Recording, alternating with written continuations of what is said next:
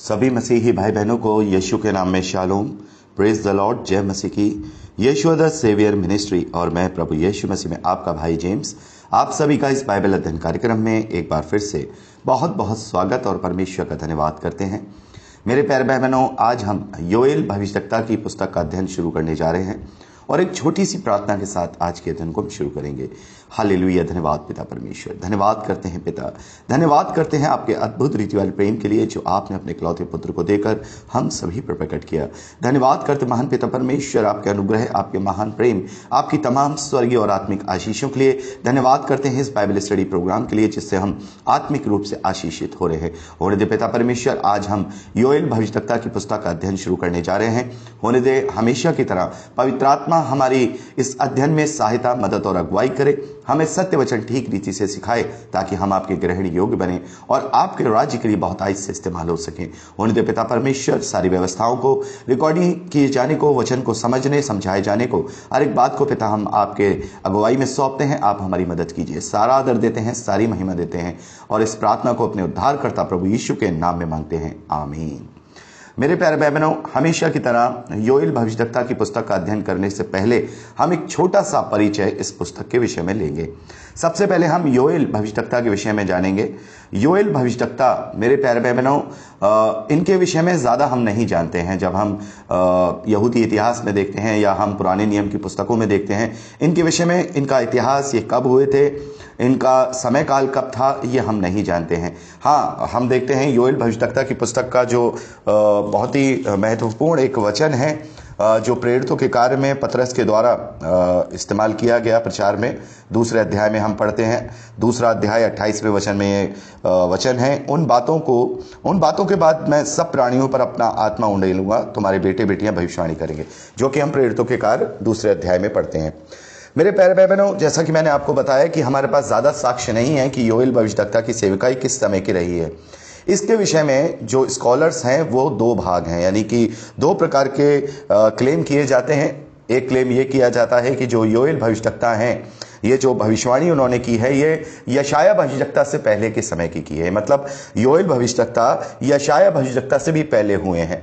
उनका मानना है कि प्रभु यीशु मसीह से लगभग 800 साल पहले योएल भविष्यवक्ता हुए हैं और उन्होंने भविष्यवाणी की है। लेकिन दूसरी तरफ कुछ स्कॉलर्स ये कहते हैं, बल्कि ज़्यादातर स्कॉलर्स ये कहते हैं कि जो योएल भविष्यवक्ता हैं वो प्रभु यीशु मसीह से लगभग 400-450 साल पहले हुए हैं और ये वो समय है जब उस वक्त फारस का राज्य है। आप जानते ही हैं फारसियों का, और जो मादी है उनका राज है। राजा खुसरू है, राजा दारा है, राजा शेयर्स है, अर्थशास्त्र है, उसके समय में लिखी गई है। और उनका ये भी मानना है कि उस वक्त मंदिर का दूसरी बार निर्माण कार्य हो चुका है और बंधुआई का काल चल रहा है। बंधुआई का काल चल रहा है अभी पूरी तरह से, जैसे कह सकते हैं जो यहूदा का राज्य वो स्थापित नहीं हो पाया। खैर, वो तो अभी तक नहीं हो पाया है, लेकिन राजा का काल नहीं आया है। वो लोग यरूशलेम जा रहे हैं, शहरपना भी बन रही है, सब कुछ हो रहा है। तो उनका ये मानना है कि ये उस समय भविष्यवाणी की गई है। और अगर आप मेरे विषय में देखेंगे तो मैंने भी जो रिसर्च किया है उसके अनुसार मेरा भी मानना यही है कि योएल भविष्यवक्ता उसी समय हुए हैं, क्योंकि यहाँ पर बंधुआई की इन्होंने बात की है। हालांकि ये बंधुआई जो है अंत के दिनों के विषय में दर्शाती है, लेकिन फिर भी जो मंदिर के विषय में इन्होंने बात की है कि मंदिर में, जैसे हम दूसरा अध्याय 17वें वचन में पढ़ते हैं, याजक जो यहोवा के टहलुए हैं वे आंगन और वेदी के बीच में रो रो करके कहें। यानी कि वेदी और आंगन उस वक्त है। तो इसी के आधार पर जो पहला मत है स्कॉलर्स का, ये यशायाह भविष्यवक्ता से भी पहले के हैं, वो इस वचन के आधार पर कहते हैं। लेकिन बंधुआई जहाँ पर आती है तो उस वक्त तक कोई बंधुआई हम देखते हैं यहूदा के देश में और ना ही इज़राइल के देश में किसी भी प्रकार की कोई बंधुआई थी। बंधुआई बाद में हुई है।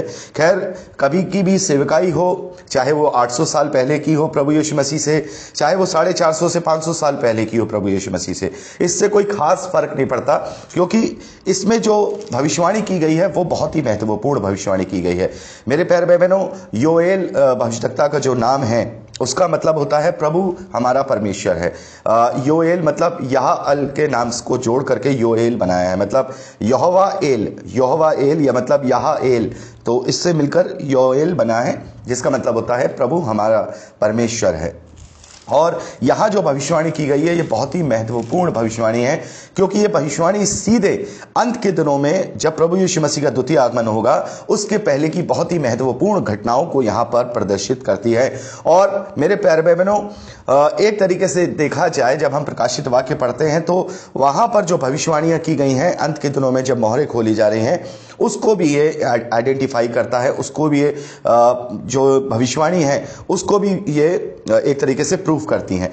तो मेरे प्यारे भाई बहनों, हम ज़्यादा इसके विषय में बात नहीं करेंगे क्योंकि बहुत बड़ा ये पुस्तक नहीं है, केवल 3 ही अध्याय इसमें पाए जाते हैं, तो इसमें ज़्यादा हमें परिचय लेने की ज़रूरत नहीं है। जो मेन बातें थी वो मैंने आपको बता दी। तो डेट आपको मैंने बता दी कि 2 धड़ है, एक बोलते हैं 800 साल पहले प्रभु यीशु मसीह के, एक बोलते हैं 450 से 500 साल पहले। तो हमें इससे कोई खास ज़्यादा फर्क पड़ता नहीं है। और बाकी ये अंत के दिनों की भविष्यवाणी की गई है, ना कि उस समय की भविष्यवाणी है, ना आने वाले समय की भविष्यवाणी है। ये जो भविष्यवाणी है अंत के दिनों की है, बिल्कुल ये आज के समय में या आने वाले समय में फलेगी। तो चलते हैं अब इस पुस्तक के अध्ययन की ओर। अगली रिकॉर्डिंग से हम योएल भविष्यवक्ता की पुस्तक उसके पहले अध्याय पहले वचन से अपने अध्ययन को शुरू करेंगे। प्रभु आप सबको आशीष दे। Praise the Lord.